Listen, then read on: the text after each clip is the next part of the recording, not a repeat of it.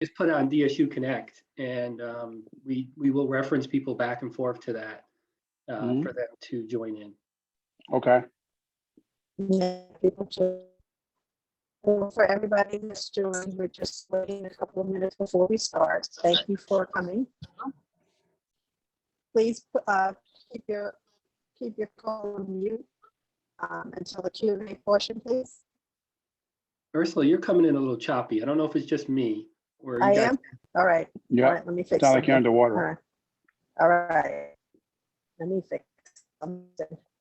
You probably have that earpiece in.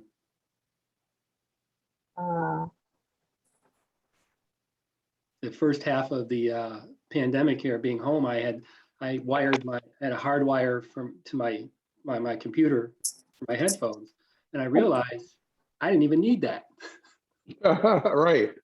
Okay. I see all these people in these meetings. I'm like, hey, wait a minute! I took that thing off, and I'm like, I'm never going back to the wired.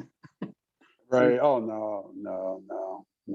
I'm using my iPad right now for this, so it gives a better screen sometimes. Plus the light in my house, I face the west, so now the house is bright on one side, and I couldn't see if I left it where it was. So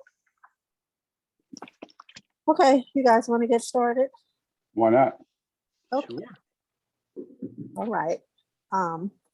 For everyone who does not know who I am, my name is Ursula Harvey, and I am the Vice President of the New Jersey Alumni Chapter, as well as the DSU Connect platform, one of the platform champions.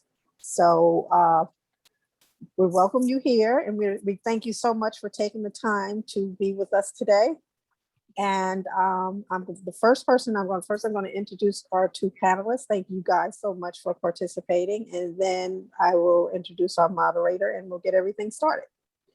So Matthew Horace, he is one of the most phenomenal people that I know from Delaware State. I knew him from being, of course, stop it. Would like to be in that bucket. A football player, very quiet football player, as I knew him. As I knew him. And right now he is, I'm sorry, I'm admitting people in as well. He is the Chief Security Officer at the Mayo Clinic, and he has been since May 2019. He is a 28-year veteran of federal, state, and local law enforcement, ascending to the Senior Executive Service rank in the United States Department of Justice. He also has served as a paid on-air subject matter expert on law enforcement and security with CNN. I'm sure some of you guys have seen him. And he has also wrote for the Wall Street Journal Crisis of the Week column. He also has a book. I call him an acclaimed author of The Black and the White and the Blue. I'm sorry, The Black and the Blue. And, right. And he's always sought after to be a speaker and a lecturer to speak about the book and also to speak about our current conditions here that we have going on in the United States.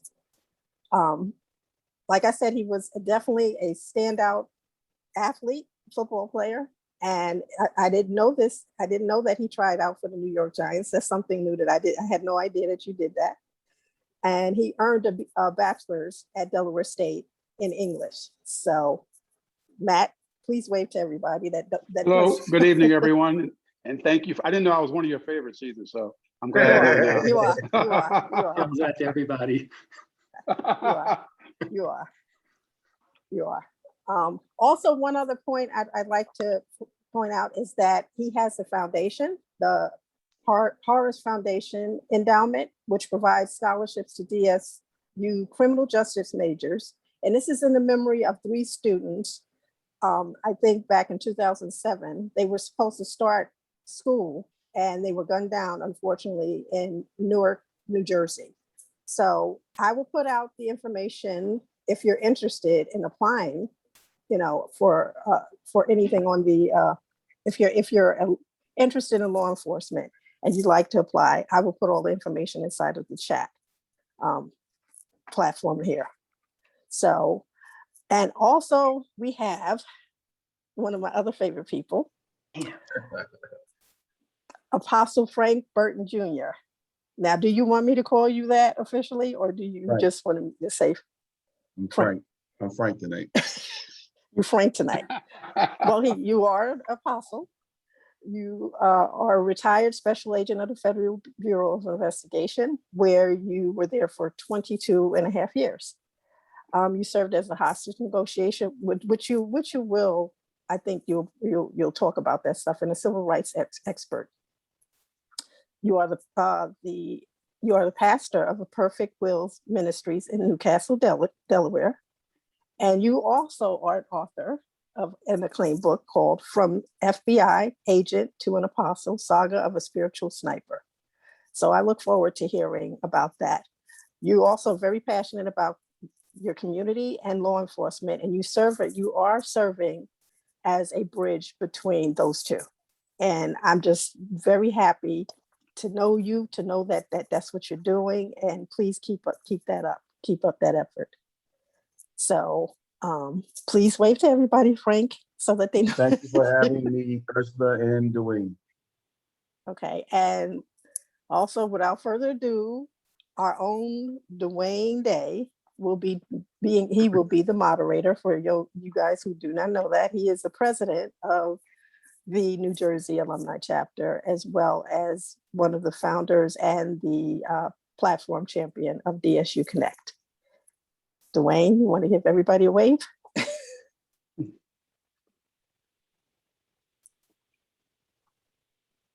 Okay.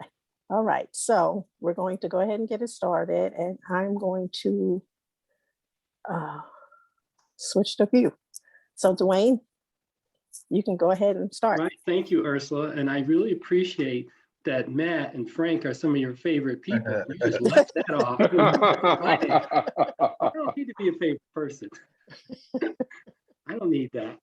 But thank you, Ursula, for that. And thank you, Frank and Matt, for joining us tonight on the Fireside Chat. This is the last of the Fireside Chats for this semester. And Ursula was compelled to get this one in and wanted to really talk about a time for healing is what we called it. So I'm gonna take us back a little bit, and then I'm gonna move us through the 20th century and get us to today.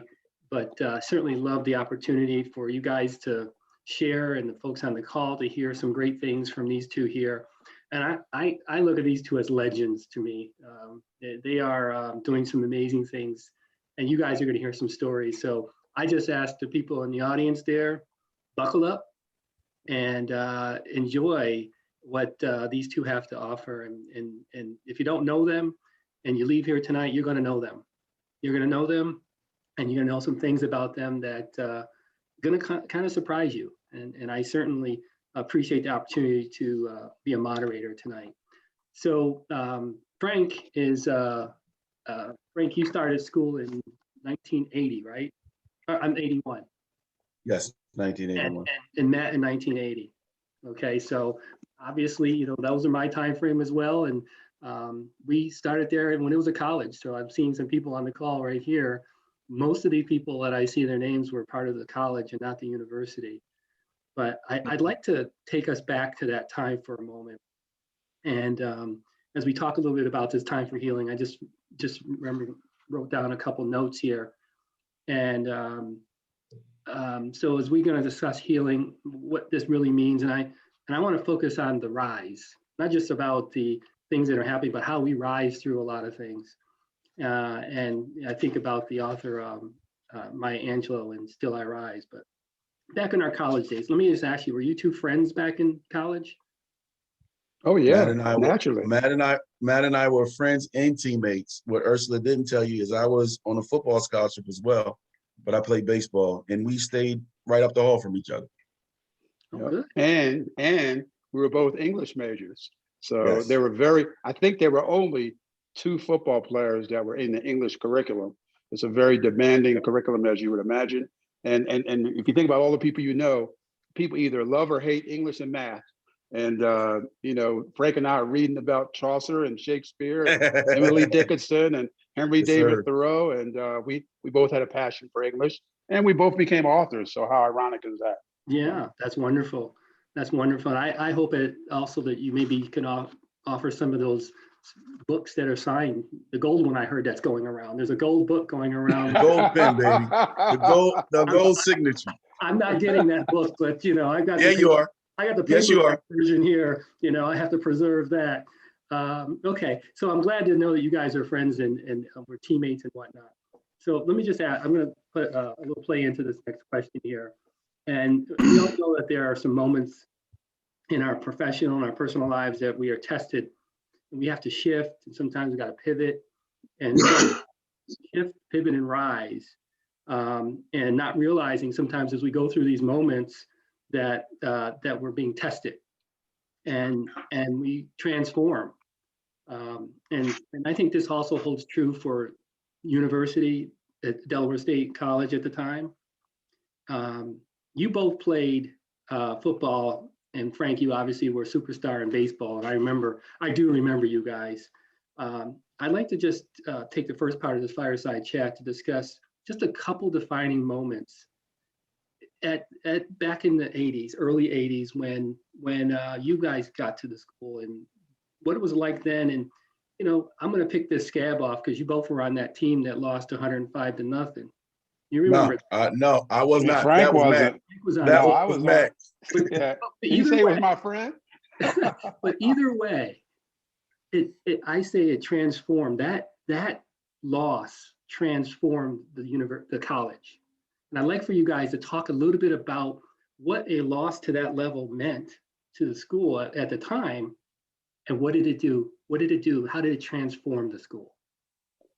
I think for me, having participated in the program that year, and in fact that game, I think it always was one of those things where I consider myself a part of the rise, having played for a team that was 2-9, and then having played for a team that was 9-2, and then all the special things that happened to me and my teammates in between that 2-9 season and 9-2 season, all the special things that happened to the university, the hiring of a new coach, the hiring of a controversial coach, the fact that some people were no longer there and some people were moving forward. And that's always been for me, that experience of having experienced the lows and the highs has always been one of the many driving factors in my life, for sure. And, you know, I have nothing but love for all my teammates. I see Anthony Sharp is on the phone, you know, mentor and guide. You know, these were people who really taught us how to become men from boys. But it wasn't just him, it was others like Lorraine Robinson and the teachers in the English curriculum. So that rise, everything that went into that time period really is important to me today. And I think about them almost daily. Me, Dwayne, coming in that very next year on a team that had lost, and it was national headlines, Neil Lomax 105-0. It was, for me, it was a test of faith. And that simply was, you know, I had options to either go play baseball or take this scholarship in football. And I never forget, Przicki was at University of Delaware, and that's where I was going to go there. And he got the job, and he said, I need you to come down to Delaware State with me. And I said, okay, hold on. I said, I tell you what, coach, I said, you understand that I play baseball and I have a good shot of going to the pros in baseball. I'm going to need to be able to play baseball down there as well. And so it was a test of faith and just having confidence in him that he would be able to do something, not knowing that and really as players then, we didn't even know what he went through. I didn't realize what he went through until 3 years ago when I read the book, because he kept all of that close to the cuff. He didn't tell us that when he went through. They were cutting brake lines. He was driving down the road. He didn't have brakes. They were throwing bricks through his house window. We didn't know any of that. So he went through a lot. He overcame a lot to get us where we needed to be. Wow. And for those who don't know, Coach Przicki is, he's the first white coach in the MEAC, right? Or the first white coach in all of HBCU, yes. any Yes. HBCU. So it was a very controversial time to bring him on, especially when there were other candidates that they thought might have been a better choice. But I asked that question to you guys because I think there's a point in time where the university transformed. And yes, you can put it a lot in the football area, but there are some things that happened at that time that really made a difference. And I came in '83 and cleaned up a lot of what Matt had done and left behind. But I didn't get a chance to play football. I will say this much. They were some big guys and they scared me. They scared me then, and I see them now, and I'm still scared. But I will tell you, it was a great time for a lot of us. I see some of the folks on the call who are in that era as well. It was special to be part of seeing that transformation. And I did see Coach Brzezicki just a few weeks ago, and seeing all the people coming up to him, and here we are a generation later, still he knows them and remembers that, and certainly what you guys have done. So what a great thing. So I'm going to move on, and I just want to I'm going to stay in the college time just for a moment here, just for a few more moments. But Frank, are there any other moments that maybe that shifted your that you had to shift and rise through while you were in school that may have helped you today? If you could share a little bit about that. Absolutely. So most of us who play sports and have risen past that will tell you that sports teaches you a lot about life. So one of the things when I got there is, as a football player, so you got to establish yourself. People think that when you get a 4-year scholarship and, you just go to school and that's it. Well, that 4-year scholarship is renewable every year. So that means that you have to make sure that you do what you need to do to be able to stay for 4 years. You don't just get a scholarship and stay. And I never forget, though, Brzezicki let me play baseball. That first spring ball, I still had to prove myself. And I never forget, spring ball is about 6 weeks. And the very first week I went out and I got hit and did something to my collarbone. And so there's 5 weeks left and I could not lift my arm. And so I had another coach, which I will not name, who just probably, I just don't think this guy wanted me there. So he saw the fact that I couldn't go out and couldn't compete. And every day he was on me. And I'm telling you, Dwayne, every single day, you're talking about life. You're talking about calling on God and praying. I know that if I don't perform, I don't produce. And guess what? I'm going home. And so the second week comes and still can't move my arm. Third week comes, still can't move my arm. But I'm going out every single day, suited up, not participating, not being able to move my arm. About the fourth and fifth week came and still praying and all, couldn't move my arm. We had a quarterback back then, Dwayne, and I don't know if you remember. His name was Pat Spencer. Oh, yeah. And Pat Spencer, he threw the ball like this guy had a rocket. Yep. So it wasn't no little easy passes. So the fifth week comes along and I'm like, okay, God, I know you're going to come through and you've always been there for me. Fifth week, I go out, nothing. The very last day, 6 weeks, the last day we have a red and white scrimmage. And there's one coach who's on me the whole time. See, I know you were shamming. You're probably shamming now. You're not hurt. You just don't want to get out there. You don't want to do the work. And I pretty much called my dad that day before and said, Dad, I'm probably going to come home. I said, this is it. So I pray again. I go out there. They suit me up and I go out and I go to lift my arm. It's going to lift. Dwayne, nothing, man. And so the whole time I'm watching this practice, and then that one coach walks over to me and he looks, he said, Burton, get in there. I'm a receiver at the time.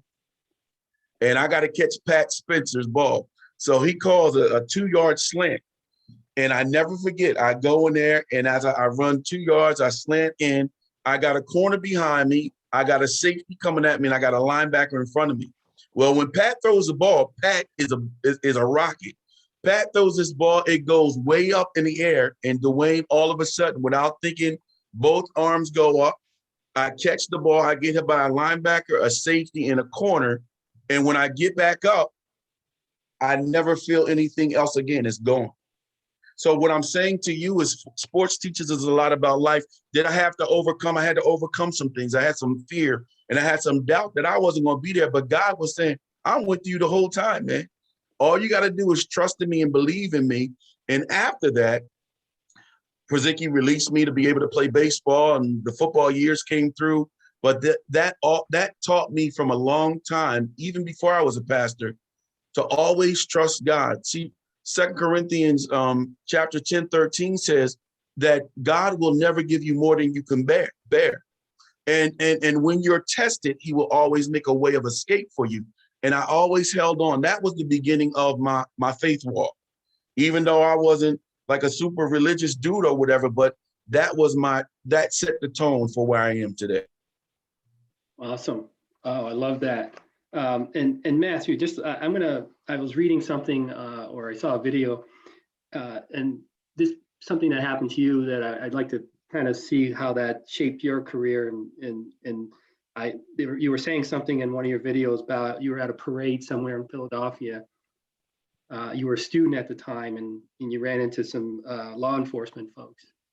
And I wonder how that may have shaped, tell a little bit about that story and how it may have shaped, either influenced you in one direction or not, or said, hey, I gotta get on the right side of this or something. Can you just share a little bit about that? Because I think a lot of folks in the call would love to hear a little bit about that story and maybe where it shaped you, similar to how Frank's story was. Well, I think what it did for me, so I was home from school for summer of 1982. I left school on May 15th, and on May 30th, I went to downtown in Philadelphia to celebrate one of the 76ers championship victories. And I was attacked by a Philadelphia police canine officer. And the officer who did the attack never stopped to offer aid. And then the officers who took me to the hospital listed me on the police report as a suspect and not a victim. And on their police report, they also indicated that they didn't know the nature of my injuries. And you would have had the thought that I did get that information to the officers who arrived and helped me to the hospital. But what it showed me was, despite how much you enjoy on campus as an athlete, and how much your profile matters on campus as an athlete, that when you leave that university, you leave that campus, and you're just as vulnerable as an African-American young man as everybody else. And certainly I wasn't the first athlete to ever be attacked in a bad way by police. And unfortunately, I probably won't be the last, but it certainly taught me as how vulnerable. And it taught me also what my parents were worried about the entire time. But what I did feel when I called the university and spoke to Coach Brzezicki and my coach, Coach Cannon, about it, they were irate and enraged at what had happened to me. And I'm sure they had a sense for, this is why we keep kids on campus sometimes instead of sending them back to Philadelphia, New York, some of the urban areas. So it really, I came back from it. Got back to training, came back to camp, bigger, stronger, and faster, and got back on the field. But it taught me a lot. It sort of reinforced to me what can happen to you and how you have to rise above it and keep it moving. So I live with those scars even today. Yeah. Do you think that has played a role in your professional career over the last 28 years in terms of how people see people that look like you and I, and how they're being treated? Well, I mean, between growing up in Philadelphia under the lack of leadership of Mayor Frank Rizzo and the Philadelphia Police Department, all the things that I saw growing up, and my own personal experience, I think it gave me a framework so that when people are talking about what they don't see or what doesn't happen or what they don't believe, well, you can believe it, right? Because I lived it every day. And even when I got involved with the profession, there are certain aspects of the profession that we all know need to change and need to be reformed. And again, when people keep saying they don't understand, they don't see it, they don't hear it, they don't get it, talk to people like me and Frank and others, and we can tell you that some of the same behaviors that people see on video, we see in a more subtle sense with people in the offices and locker rooms and squad rooms of law enforcement organizations. So none of it is a surprise. And I think it helped make me more aware. And even today, I'm more aware, and I am where I am because of the good experiences and the bad experiences. Yeah. Have you had any experiences that maybe weren't so positive that happened directly to you during your career that you might want to share? That I know some stuff I read in your book. I'm referring to one of your chapter 2 in your book, and it talked about something that had happened maybe 7 years into your career. That really shapes people. That I'm saying, I'm picking a scab off right now, Matthew. So I'm sorry. But well, I think first of all, there's this idea that implicit bias drives behaviors within law enforcement, and there's some question some people have, and there shouldn't be a question because it absolutely does. So if we extend beyond hearing racial slurs and the N-word used by colleagues, and all those sort of things. In my own career, I was in the position at least once when doing an undercover operation where a white officer who wasn't even involved with the operation drew a gun and pointed it at my head because he didn't know that I was the undercover operative, which is never, ever, ever, ever, ever supposed to happen in any environment. But it goes to that point of is that if there's a problem and somebody's there and you're African American, then you must be a part of the problem and not a part of the solution. So this does happen, and there have been officers that have been killed in similar situations. You know, it's easy to name it blue on blue, but when someone's life is on the line, you know, we have to do better. We have to think better. We got to be better. Yeah, well, it sounds like obviously you've risen through a lot of that as well. You know, you go through this adversity, but you rise through it. And back to what Frank was talking about earlier. But let me ask you guys a question. What is meant by when they talk about? I hear this all the time on CNN. I kind of watch it all the time, but they talk about the thin blue line. Frank, could you tell me what the thin blue line really means, and you know, what does that mean to the? Well, that thin blue line, when they speak about that thin blue line, they speak about officer protection and officer perception. Matt wrote in a book before, he called it coptics instead of optics, and about how police see each other.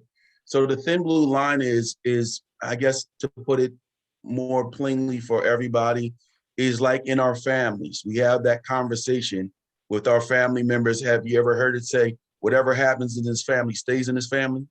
That's kind of sort of like what the thin blue line is. What happens in his car stays in his car. What happens out on the street that you see stays out on the street. But a lot of times it's not to our advantage. And a lot of times it's, I was a civil rights coordinator, an expert, and I actually investigated what we call color of law cases. And those are corrupt police officers, corrupt judges, corrupt lawyers as well. And it's called the code of silence, pretty much is what the thin blue line is. And you just got to be careful with that because it's not advantageous for us. It works for them, but a lot of times when we're subject to it, we get treated with more harsh penalties. So that thin blue line is dangerous for us as Black and brown officers. Okay, and let me ask the question here, and I wrote this down here. What's the difference between warriors versus guardian? And we talk about the communities, like your community, so Philadelphia, or suburbs of, or you live in Bear. What does that mean, warriors versus guardians? So a perfect example of that, and I can attest to it. Barack Obama came out with this 21st century task force on policing, and one of the chief proponents of that was a guy named Scott Thompson from Camden. And since I was in Philadelphia, I worked in Camden a lot.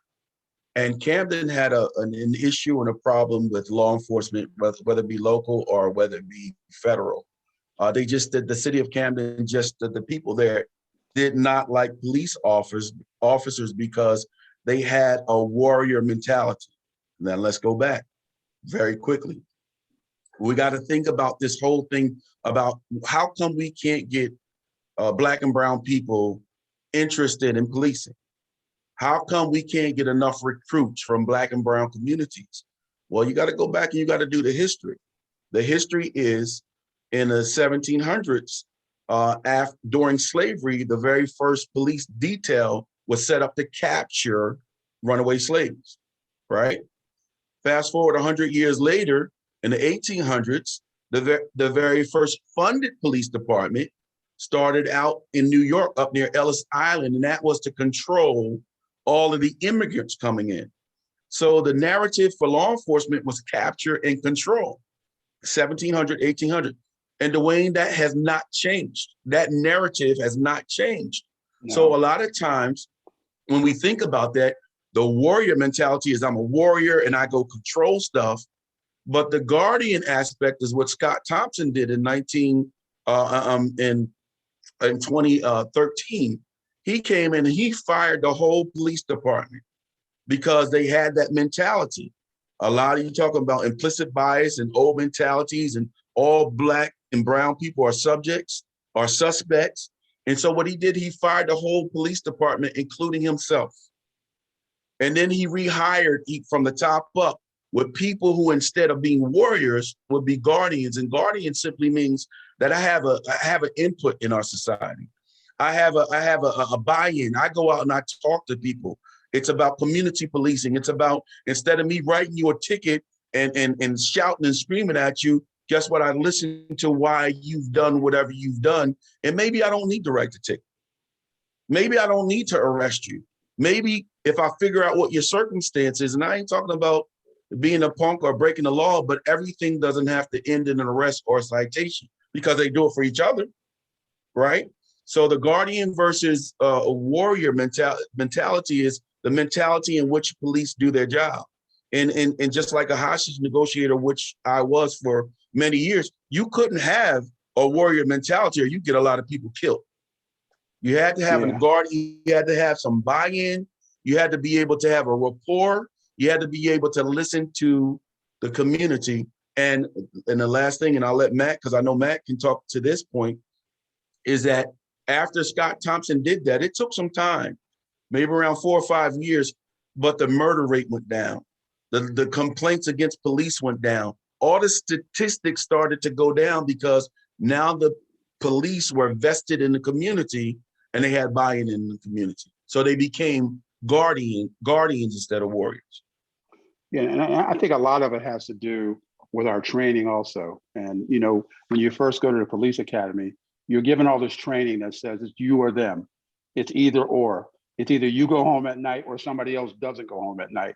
And you develop this attitude like, and I've been there, especially being SWAT trained and doing all these, you know, different kind of things. The attitude becomes, if it's going to be you or me, it's going to be you, not me, right? So there's only two solutions to a problem. And you're taught that over and over and over again. And then as a local police officer or a trooper, if you're out on the road, you're taught you're out there alone. It's your problem to deal with. Do you want to be that officer laying in a pool of blood on the side of I-95, or the option might be the other person that's similarly, and you're always taught that there's only two options. It's either you or them. So it's almost like win or lose, not win-win. And too often our training just tells us that that's the only options available. And then people develop that attitude, like it's either going to be me or you. And if it comes down to it, it's going to be you, not me. And too many officers take that, they take it literally, and they start to live that in every aspect of their lives. And it's not good. It's not safe for the community, and it's really not safe for them, because everybody truly isn't a threat. Right. I recall a comment that you made, Matthew. You said, "Culture eats strategy for lunch." 100%. That culture eats strategy for lunch, and I just wrote that down and said, "Wow, that works in the workplace where I work too." Well, look at some of the departments. Philadelphia Police. Philadelphia Police has the same culture as it did in 1980. Culture. They've had how many chiefs since then? New York City Police. It has a culture, and it doesn't matter who the chief is. They're making small changes. They're shifting the shit. They're moving it. They're turning it. But you still have that segment, that large segment of people that say, we don't want a police reform. We don't want to de-escalate. We don't want to think differently. We don't want to do things differently. What's wrong with the way we're doing things? And until we get to the point where you have more people thinking the other way than the back way, then we're never going to really get the change that we need. And I think no one would disagree with that who's been in the profession for any length of time. Yeah, what's your thoughts on? I mean, obviously, we went through a lot in the last year with you know the other guy who's no longer in president. I don't even want to say his name, but when you talk about defunding the police, how do you? Right. What's your thoughts on that? My thought is subject. It's not, for me, it's not even touchy. My thought is there's no one on this call tonight that when they dial 911 don't want to see a cop. So I think that, you know, the whole idea, the comment defunding police, I think people have a different intention than what it actually says. Defund, you take funding away, you don't have cops. You right. Dial 911, no one shows up, nobody's happy. I think there are ways that we can reallocate the resources. And an example of that is a clear example is no one really is unimpacted by mental health. And if you look at the mental health problem in the US and the fact that the mental health are 16 times more likely to be killed by police in an armed interaction. And 1 out of every 4 police shootings involving someone who's mentally ill, but police are still the ones who are getting called to deal with people who are in mental health distress. And we are not trained typically to deal with people in mental health distress. Nonetheless, we're the ones who call. So that's a clear example of perhaps, and I just use Dover as an example, perhaps if Dover is going to hire 20 new police officers, perhaps they hire 15 new police officers and 5 mental health professionals to support the work that police do. But I think if we listen, every major law enforcement leader has said over the last several decades, we cannot police ourselves out of societal problems. So the fact that LA hires 4,000 police next year, that's not going to solve the problem. And if New York hires 3,000 police, we need a collective, collaborative effort of people we need everybody in the game. And it can't just be all policing all the time, because that's what got us here. Great. A couple thoughts or things for you guys to share. Frank, I'd like to talk a little bit about your transition from college to getting into the FBI, and were there some people that opened some doors for you, or some things that you'd like to share about that transition to the FBI world? Yeah, after I left college, I thought that I was going to go to the pros in baseball, but that didn't happen. So I came back home and I started to work in a bank, just to secure employment here in Delaware. But Delaware is the banking capital of the world, so anybody can get a job in the bank. And I just so happened to supervisor after 6 months was a guy named Bill Redunda. Bill Redunda was a retired Secret Service agent. I'm making minimal amount of money, and this guy comes in, can't even turn on a computer, don't know anything about a computer, and he's making back in the 80s, $75,000 a year. He doesn't know anything about computers, anything, but he's a retired Secret Service agent, and he talks to me about just doing 20 years and being 50 years old, and you can do a lot of different things. And he approaches me one day and he says, Frank, have you ever thought about becoming a Secret Service agent? And I'm from Chester originally and from Wilmington, living in Wilmington. And I said, Bill, bro, come here, man, let me talk to you. I said, I'm from the hood, man. I said, the only thing I know about Secret Service is the president's walking down the street and they start shooting and you jump. I'm not jumping out in front of anybody's bullet. And he said, see, that's the misinformation. He said, there's so much that you can do, and it doesn't have to be Secret Service, federal government. He said, think about this. He said, you're very articulate, and I watch you pay close attention to detail. Think about this. You could do 20 years of service, and by the time you're 50 years old, you can walk away with a beautiful pension and a beautiful salary.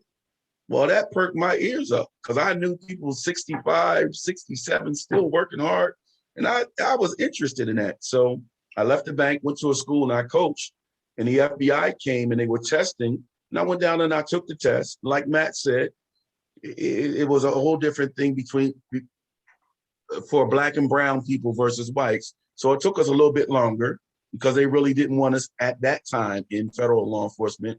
But we got into it, and it was his seed that he planted in my mind to be able to do it. So after 22 and a half years, I turned 50 and I walked away. I've been retired for 8 years now. And don't seem like it, but I've been retired for 8 years now. And what about you, Matt? What was your transition like from college to making it into the Secret Service, the ATF? You got a lot of initials after where you worked, Matt, but share a little bit about that.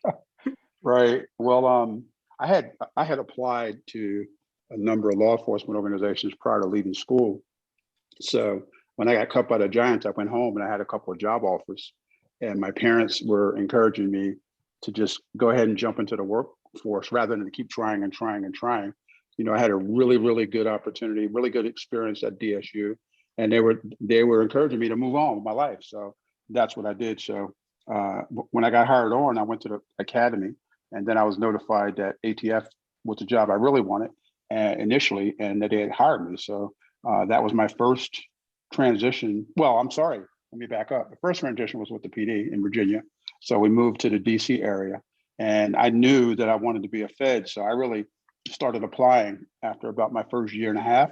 because, you know, every success starts with an action. So I didn't want to keep saying, I want to be a Fed, I want to be a Fed. What are you going to do to make that happen? So I started applying. And just like I mentor to other students now, I applied to all the different organizations, the Marshal Service, the FBI, Secret Service, ATF, DEA.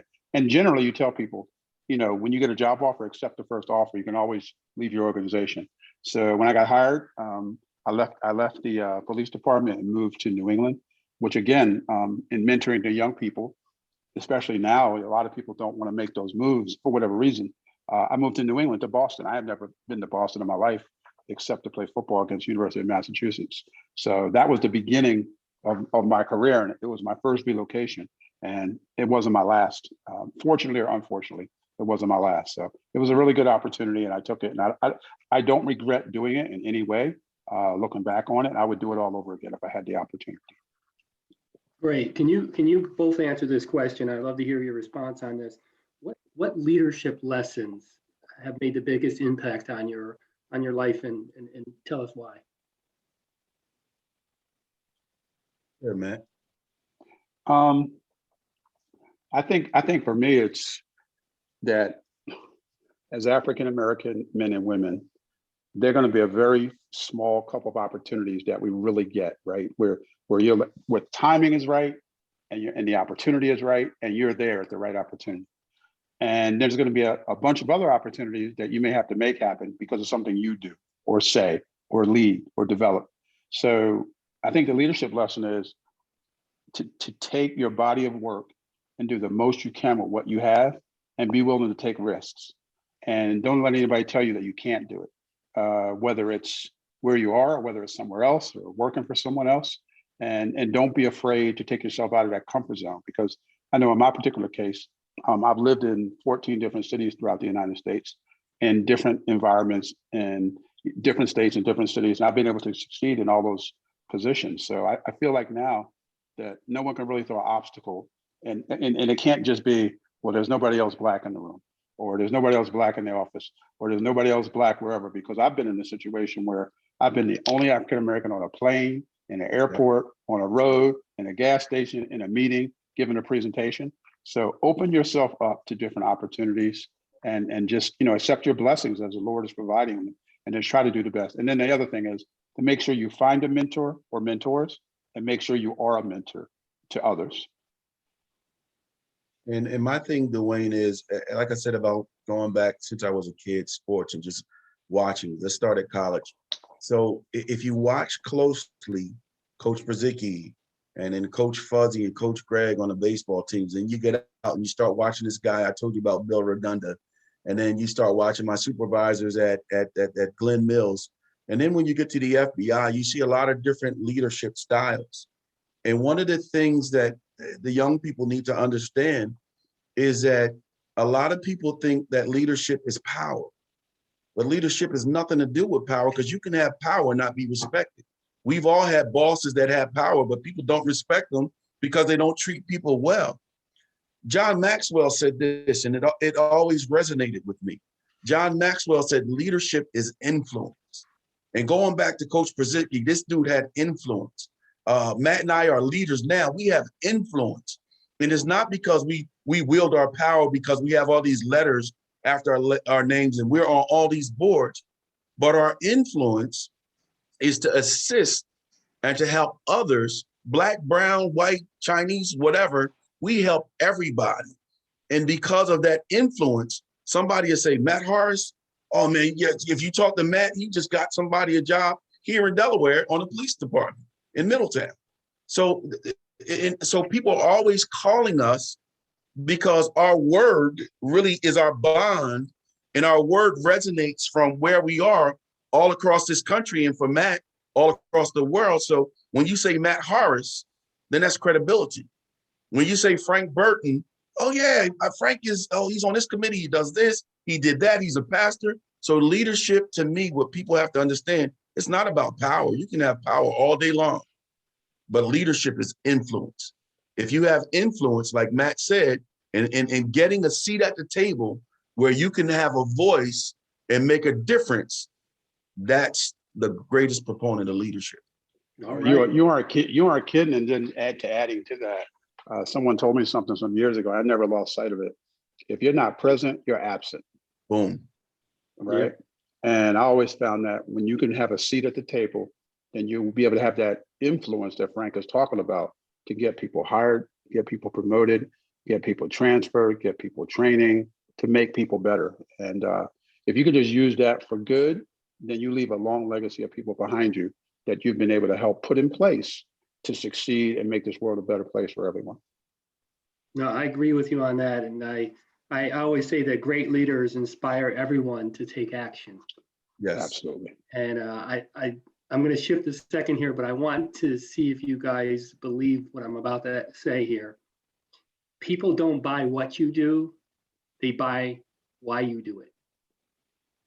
Would you agree to that? And I agree, because that, Dwayne, I agree with that statement, because it ties into what we just said. Because if you're a true leader, you'll make leaders after you.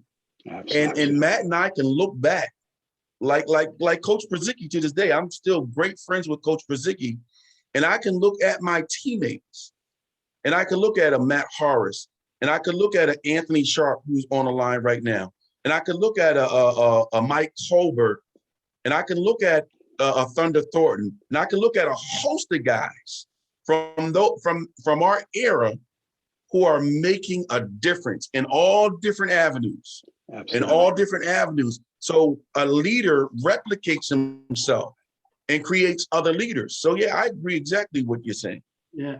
And we have some young people on the call here today as well. I can see some of the names. It doesn't take years to give back. You don't have to be 30 years out of college or 20 years to give back. So those are on the call listening to Frank and Matt.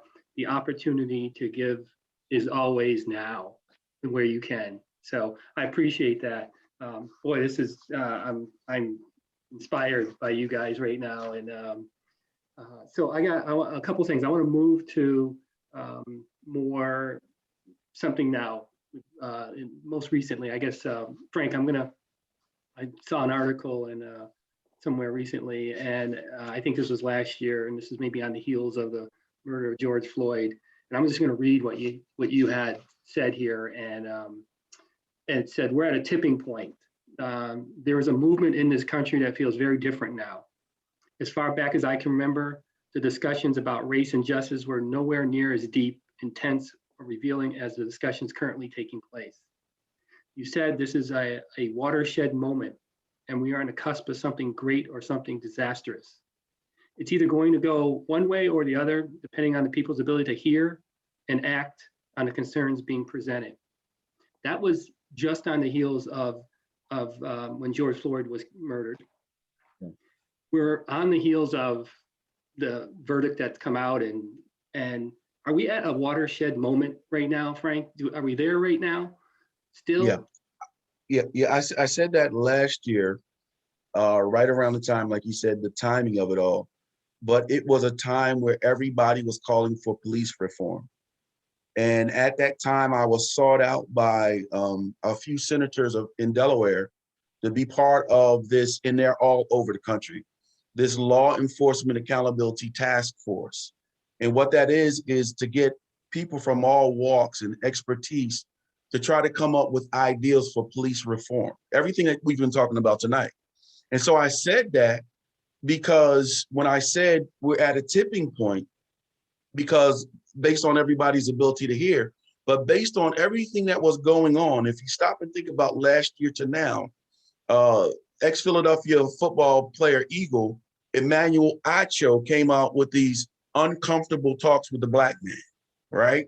And all of a sudden people wanted to hear. You had these commercials about the talk that all of us have with our kids. I have two sons. I have actually 3 sons and a daughter, but 2 sons who currently play college football. My one son is 6'2", 6'3", 290 pounds, dreads. He looks vicious. And I'm telling you, when you see him, but he's a threat. So I had to sit down and have the talk with him. My other son is 6'1", 200 pounds, but he wears different color hair and all that kind of stuff. And he's been stopped and he's been profiled, which I am now 58 years old.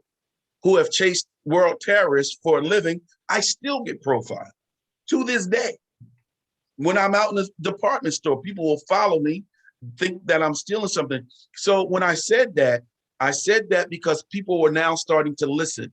Procter and Gamble were putting out commercials about this whole issue that we've been dealing with all our life. But here's the point. When I said it was going to go one way or the other, that's where we are right now. When we got the verdict, everybody was up in arms and yeah, we got the verdict. That didn't move me because I've worked federal law enforcement. And just because you have a verdict, now you have sentencing, right? And this guy could get 70 to 80 years or he could get 5. Sentencing is very tricky. I've had cases where I've had people dead to rights, hate crimes.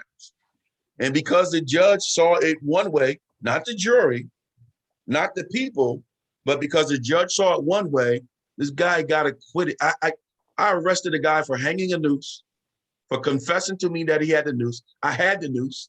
I had everything. But you know what the judge did? He argued with us in court that this noose is not what you guys are saying. You keep bringing up Emmett Till and lynchings and all this. Well, when I was a kid, the judge said, we played cowboys and Indians, and that's what a rope was. And that tainted the jury's perception, and that man got acquitted.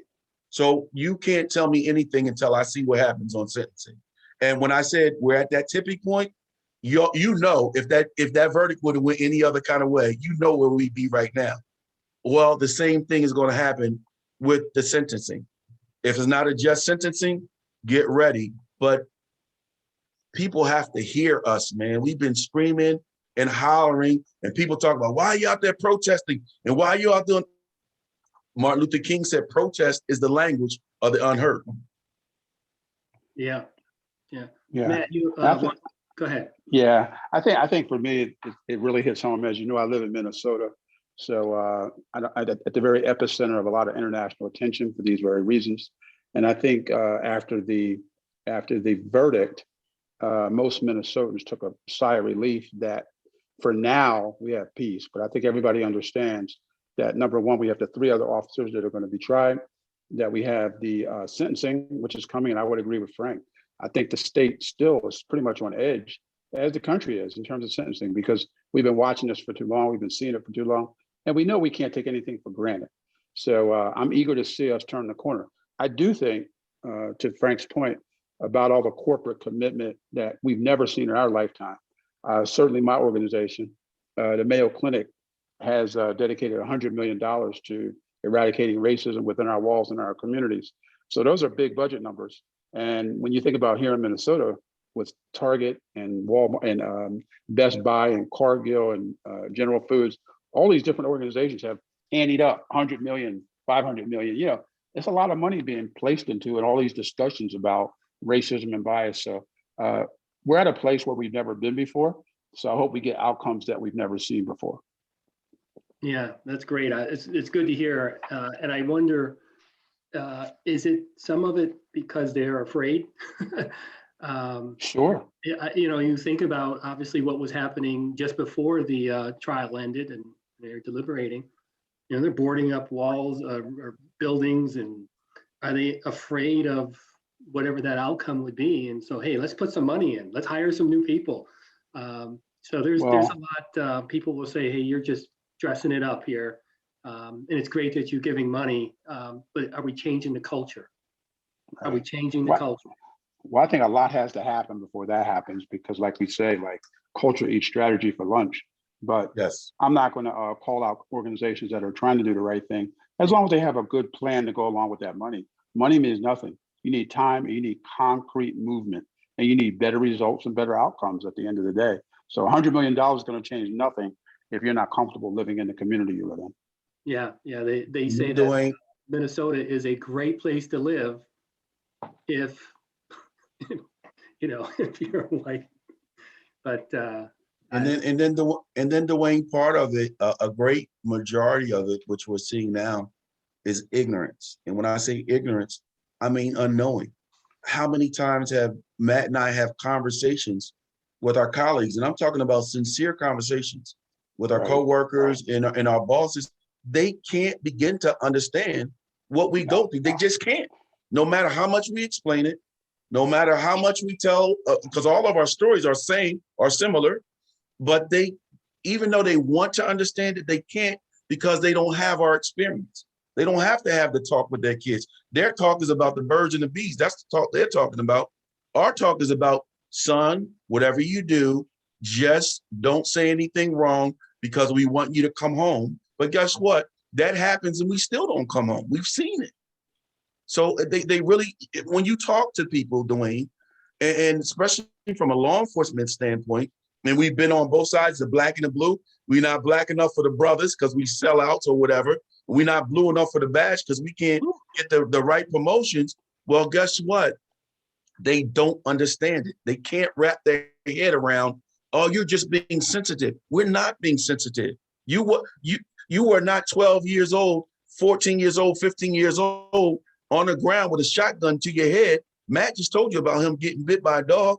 Well, I'm a star quarterback in high school, never had a record, never been in trouble. I'm just walking down the street with 7 other brothers to a white school to go scout the game, and we get stopped by 15 vice cops. My face is to the pavement, a shotgun is to my head, a foot is on my back, and we stay there for about 20 minutes, and all of a sudden the guy says, oh, you guys can go.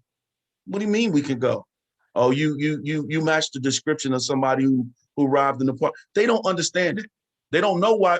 To this day, again, I just told you, I'm 58 years old. I have credentials. I have a badge. I have a gun, but my heart still beats every time I see red and blue lights because I don't know what kind of cop's gonna come out.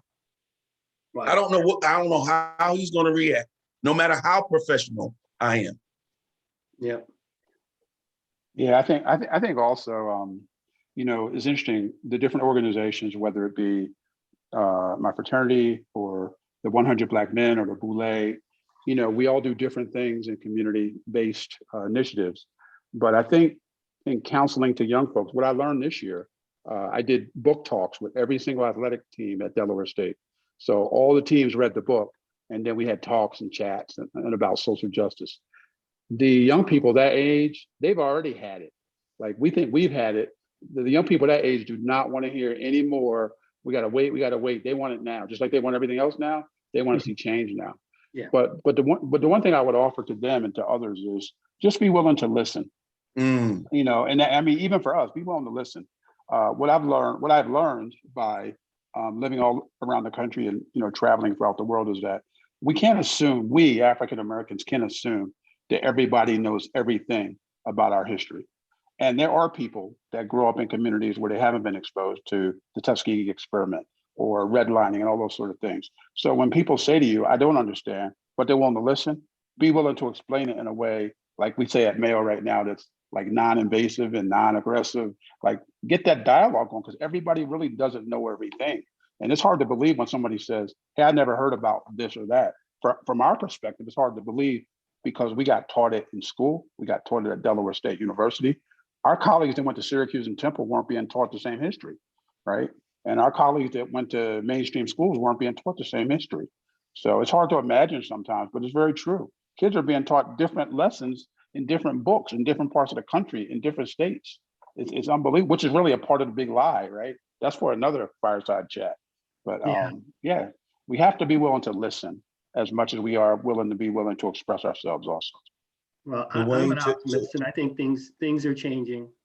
You can catch this talk if you want to, not this talk, but there's 2 vice presidents of some major banks here in Delaware that talk about white privilege, and they're 2 white VPs. And if you want to catch their talk, it's actually in the resources on DSU Connect. But it's amazing if you listen to their story about two white VPs who grew up together, and they are at different companies and didn't realize until the George Floyd incident what white privilege was all about. And that's real talk. So it's very interesting, but let's continue. We only have about 20 minutes here, and I know there's some people in the audience that want to ask a few questions. But what's important to me, obviously, I'm sure for you, Frank, and Matt, is the legacy you leave behind wherever you are. And I love hearing the fact that you guys give back to the university, and you're giving back, you're mentoring. Frank, I know you've worn uniform all your life. You've worn the the baseball, the pinstripes, and I know your story more now about your time at potential at the Phillies, and you were football, you were law enforcement, but today you wear a different uniform, and you serve God, and that's the uniform that you were your purpose. And we talked about that yesterday, your purpose, but how is that purpose that you have now shaping lives, every day? How is that? Yeah, so that uniform has always been important to me because that's what I grew up in. Faith was the foundation of our family. And as I told you yesterday, just growing up, you grow up, you're young, you're dumb, you do crazy stuff or whatever. If you'd have told me back in college that I was going to be an FBI agent and a pastor, I would have beat you up. We would have fought because it was so far from my plans. But God's plans are perfect. And the crazy thing about myself is my wife and I founded the church when I was pretty late. I was 40 years old. But the same concept applies. I've been teaching all my life. I've been a teacher all my life.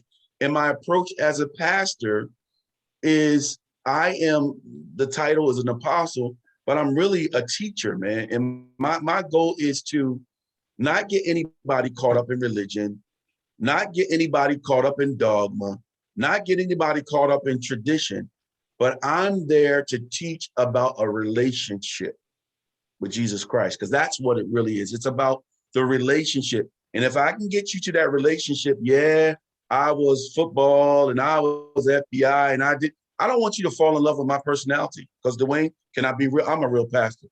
Listen, I'm not one of them traditional. I keep it real. Matt knows. He said and on cut some of my sermons. Here's the thing.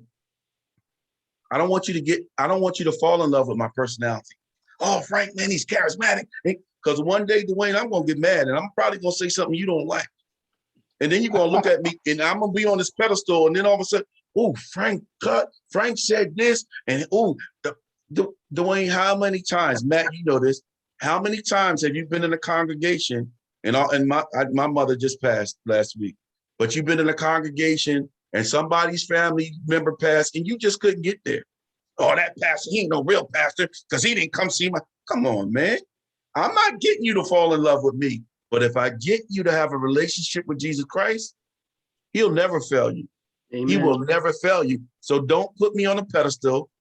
Don't uphold me here, because I may have a bad day one day. I might stump my toe. Somebody might cut me off in traffic, and you might not like what you hear. And that's just real. All right, then. All right. Matt, I have a question for you. And, you spent, 28 years in law enforcement. You're working now at the Mayo Clinic. Just the first I'm hearing about you doing your book reviews with the athletic department. I mean, you keep giving, and it's really amazing. And I wonder what inspires you to keep giving. Is it the giving part? What is it that's motivating you each day to do what you do? Well, I don't think I know that growing up in Philadelphia, I was very convinced that there are many people that just aren't given the access. And it has nothing to do with like a lot of money or, just the access to understand that the world is bigger than where you sit today, right?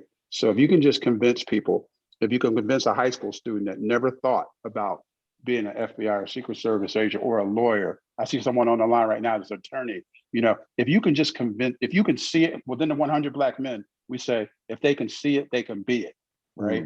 But if all they ever see is negative, then if all you ever see is negative, if all you ever see is dudes with their pants hanging down off their robes, and all you ever see is weed and cocaine and vulgar language, how can you expect a young man to really want to be a dentist, right?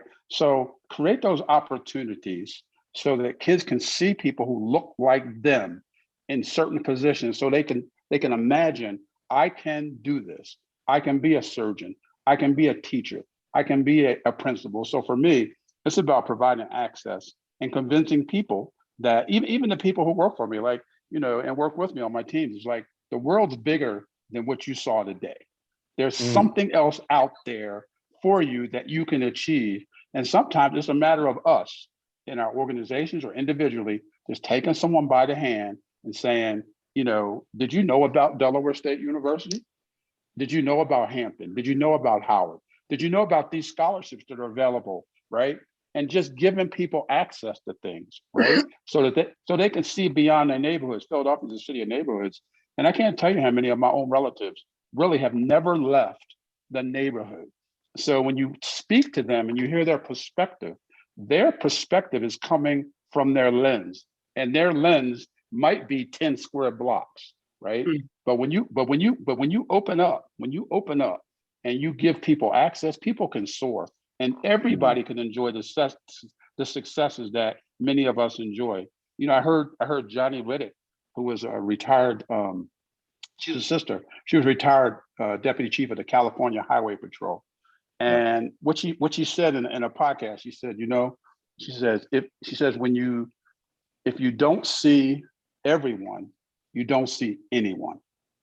And to me, that embodies what my spirit is. Yeah, give people access. If you don't see everyone, then you don't see anyone. So at the end of the day, give people access, right? And even in a job, give people access. Sometimes it's not a matter of getting the promotion. It's a matter of playing the chessboard. So you put people in the position where they shine to the people that haven't had the opportunity to see them. And then convincing young people to be patient, right? Like when you do something for someone and say, hey, I got your back. All you need to do is do this for a little while, and then I'm going to move you again to this other position. And then you will have seen the two people that make the decisions, and then you'll be moving on your way. So it's really important that we all take it very seriously to do that. If someone needs help, give them help. You know, back in 2007, I was really moved.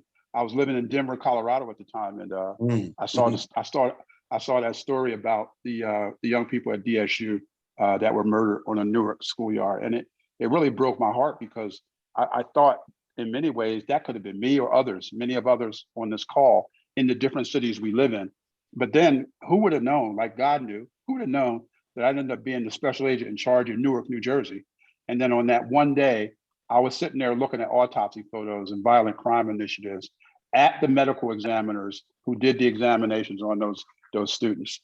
And even at that day, I said, there's got to be something I can do. There's got to be something we all can do. I mean, just one little thing. So we all can do something, right? We just have to all decide what that's going to be and what we want to commit our time to. So I applaud you. I applaud the university. I applaud Frank for everything he does in the community. But I'm not going to stop until I'm dead in the ground in terms of what can I do to help you or somebody who looks like you, or maybe somebody who doesn't look like you. If you ask, right, I'm going to help. And then I'll end it with this. It's all of our responsibilities to mentor. What we need to be doing with our young people also is to get them to a point where they know what they need when they ask. Yes. Dwayne, Yes. real quick to Matt's point, what he said about that lens is huge, because I told you before I went to the FBI in between the bank, I worked at Glen Mills, and Glen Mills is a court adjudicated school for kids from all over the country. And what I saw was kids who were trapped. When I got to the FBI, I worked in the 5 boroughs. I've seen kids that lived in the Bronx and kids that lived in Harlem and kids that lived in Brooklyn who had never been down to the Statue of Liberty. In Philadelphia, that was my home base. Kids had never seen the Liberty Bell. All they knew was their block. But one of the things that Matt and I have, and it's that intrinsic thing that was built in us, and we know by our experiences, but also not just professional, but athletic. And I tell kids this all the time. I say, let me tell you something. That little pelota, that little baseball that I played with from a 6-year-old, that little baseball and that football took me places I never thought I could go.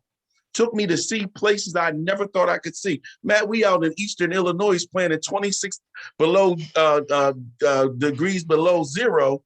And we're traveling all over, to the point now, after my athletic experience, and now I'm in the FBI because of athletics, and also grades. Well, now I'm in a job where I'm traveling again. Now, Dwayne, you've seen it. and I don't do a no name dropping or whatever, but a little dude from Chester, where nothing good comes out of Chester, who grew up in Wilmington, I'm doing executive protection for some of the biggest gospel people right now in the industry. And I'm sitting up and I'm eating dinner with these guys and having talks, and they're consulting this dude from Chester, who if I couldn't dream, who if I couldn't see, then I wouldn't be doing any of that. That's what Matt and I give back to everybody. Like he said, if you ask, I'm going to help you. I don't care who you are, because I know what it's like to be hungry. I know what it's like to want to get out of your environment. I know what it's like when we do those press conferences, when we're juniors and seniors in college, and the right thing to say is, well, when I make it, I want to give back. Well, then God tests you and says, now what are you going to do? You're out there now, what are you going to do? And so that's why, like Matt, until I'm dead and in the ground, this is what I do. I'm going to keep doing it. Hey, Dwayne. Hey, Dwayne. Yes, Hey, sir. Dwayne. Frank mentioned that game at Eastern Illinois. That game, it was so cold that day, we didn't care who won or lost, right? We just wanted to get back in the bus and go back to the hotel. Now, I never thought I would ever be colder, right, in my life until I moved to Minnesota. So There you go. we got something for you here in Minnesota for sure. Yes, sir. This year, I think the coldest day was 32 below zero. So having been through that, I would gladly take Eastern Illinois back. I want to thank you both. This has been not just entertaining is one thing. I don't even want to say that, but this has been such a moving opportunity. And I really hope that the folks on the call will think similarly and feel similarly about this talk here. The great thing is that we're going to put this out on DSU Connect, and we're going to, we taped it and people can see it over and over again. And I'm just excited about that. But before we go, I'm going to open up Ursula's telling me I need to open up for a Q&A. So I'm gonna allow the others to join in and ask a few questions, and then I'm gonna close it out with something. So, Anthony's coming on. All right. Are you open for question and answer now? Yes, we are. Yes, you Everybody are. except for you. It's amazing they ended up with Eastern Illinois. They told me Eastern Illinois game, I'll player of the game. Yes, sir. I didn't want the award for Eastern Illinois. That was the closest I've been in my life, Eastern Illinois. But guys, first of all, thank you so much. What you guys said is the key to America and the key to the world. What you guys put on the table in this hour and a half. I mean, it seems like the world's so separated because everybody thinks somebody want to take their piece of the pie. And when it's enough out here for everybody, all we need to do is pull together. And I mean, what you two guys brought to the table tonight, I mean, that was the key to the world. What's going on now? So, I just want to say thank you guys for, what y'all brought to the table tonight. And, glad to see both of you. And for those on the line, all three of us was in school at the same time. I got to Delaware State 78 and I graduated in 83. So with these guys, I mean, it was heartfelt just to hear you guys talk and, and all like that. But, on a serious note, what you guys brought to the table is the key. And that's what we're looking at. Here we are, 2021. And what you guys put to the table, people would listen. And, y'all got a template. You two guys tonight put out a template that could make this world a better place. But everybody thinks that somebody want to take their piece of the pie. Delaware State taught us, like what you two guys displayed tonight is what Delaware State taught us back in the day. I mean, all we had was each other. And, like coming back to homecoming, hopefully I see both of you guys, the homecoming is open up this year. When we go back to homecoming, I mean, the brotherhood we have from that 80s group, that homecoming is something else. I mean, you just have to see it. I mean, people on the outside looking to get together and things like that, they say, wow, those guys really had something. So, my hats off to both of you guys and continue the work that you guys are doing. Thank you, Dwayne. Thank you, Anthony. Thank you, Anthony. Let me tell you this, Sharp. It is our football team is a fraternity. I mean, the brothers will get together and it is as if we never left. Sharp, I want to say this to you. I'm a big proponent. You talking about giving back? I'm a big proponent of always giving people flowers while they're living, meaning this. Everybody who's touched my life in a special way. I've gotten an opportunity to go back to say thank you. Coach Brzezicki and I talk about you every single day. I see Brzezicki every day. And let me tell you, Sharp, you were such an influence to me personally. We may not have had conversations, but you led by example, bro. Oh, and what you did, I followed. And let me tell you, I've had an opportunity to call Tim King. I'd have the opportunity to talk to Marvin Blunt and now Thunder Thornton. And now I'm talking and telling you, thank you, bro. You talking about a template. You laid down the template for us to be able to do what we did. No doubt. Thank you. Thank you. Second. Wow. Okay, anybody else has any questions or comments to add?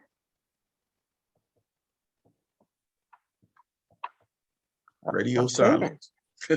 Oh, wow. Well, Well, you only can make one comment until somebody else raises their hand. Can I make another comment about the 105 to 0? somebody Yeah. just definitely. came online. Oh, Hi, let them go this is since I already Leela. spoke. This is Go Leela ahead. Grubbs, and I just wanted to say this was absolutely wonderful. Thank you, Dwayne, so much for putting this together. Matt, I am a former resident of Aberdeen, South Dakota, so I know Cole, my brother. No doubt. No I doubt. really appreciate you and Frank coming on, and this was just absolutely wonderful. So thank you so much for this. Layla, quick Thank you. question for you. How far is South Dakota State from where you live? I actually live in New Jersey now, so I mean from where you were in South Dakota. how far was? South Dakota State. South My Dakota boys, State. my Oh, boys my were just there goodness. on That- last Saturday. It was about a 3 to 4 hour ride. Yeah. Okay. My I boys was were in there Saturday. rural Aberdeen, South Dakota. I know Wow. exactly. Yeah. Okay. It looks like Deidre wanted to say something. We can't take our questions. See how he did you, DJ? You see what he did there? Get him, Frank, girl. Get him, I know. girl. I can't I help. will see you at Tenderbones. We'll talk about that. Yes, ma'am. Yes, Okay, ma'am. I'll meet you Tenderbones. at Tenderbones. Matt, What's up, D? good to see you guys. Just want to say Love you, I'm Dave. glad to see everybody. Dwayne and Thanks so much. everybody else. Good to see you. Glad to see you too. I will to see see you you. at Tenderbones. Yes, sir. Got a story for you. Got a good story for you. There you go. Okay. I think that's it, unless, Anthony has another, he wanted to say something. 105 to Anthony, nothing. is Anthony based, are you in Texas? Yeah. When we talked and all, I was trying to get back on the connect and I couldn't get on. We'll talk about that. I need a number from you. I'm still here in Texas and all, because we're working on our alumni chapter down here in Texas and all. So I've been That's great. That's great. I've been tasked with that from Dr. Taylor, okay, and all. But yeah, I just wanted to bring up, if I could, about the 105 to 0. You know, I used to get, it just used to take me places to hear people talk about that. But now it don't bother me anymore because I know the pain that we suffer. I mean, people don't realize that going to Portland State, half our team was back in Dover hurt. I was home at my mom's house in Virginia. My brother called me. He said, they called me, boom. He said, boom, guess what? I said, what? Y'all lost 105 to 0. I'm in the bathroom getting to brush my teeth. And he told me that, tears just running down my face. That's all I heard was y'all lost 105. I mean, because I could just feel my brother's out there. We couldn't be out there to help them do anything, do anything about it. We couldn't, and I knew the guys, and then they heard the story and they came back. I mean, that was real serious that day and all. But, I guess that's why we say that 80s team, it's just something about the, what we have is, it goes without saying, and I'm, with Matt and all those guys that was out there. And like I said, I know Buddy Miles, myself, and just our team was depleted to go out there, and all. But, that's just my deal on it. I mean, like I said, that's, I still think about it. I have no problem now hearing it, but, at a certain point, I didn't want to hear that anymore. But now I just know the brothers that went out there and the brothers that didn't go. And what that mean to us as Delaware State, Delaware State College back then. We just have a bond that things like 105 did nothing. All they did was made us a better person. the ones that probably had Lomax and them with the 105, I bet you they don't have the character that these two brothers spoke about tonight. I bet you Amen. they do. And that's all I got to say. Amen to that, Anthony. Amen. All right, Ursula, take us away. Okay, well, gentlemen, thank you so much. Like I said, you guys are I don't know if we're having homecoming this year, but if we do, please, I'm going to be looking for both of y'all. In my Both of book, y'all, There. I'll be looking for- in my book with the gold signature. Oh, no. No, the queen gets special attention. No. So, the Y'all- queen y'all gets too special much. attention. She's spoken. She has spoken. She has The queen has spoken. Oh, yeah. Hey, y'all have a great night. Thanks so But- much for having us. I really But- Y'all be appreciate it. blessed. Yeah, Thank but you. you guys, thank you so much. And you guys, everybody have a good night. Thank you for participating and being on the call. Have a good night, everyone. Thank you. Bye-bye. Thank you all.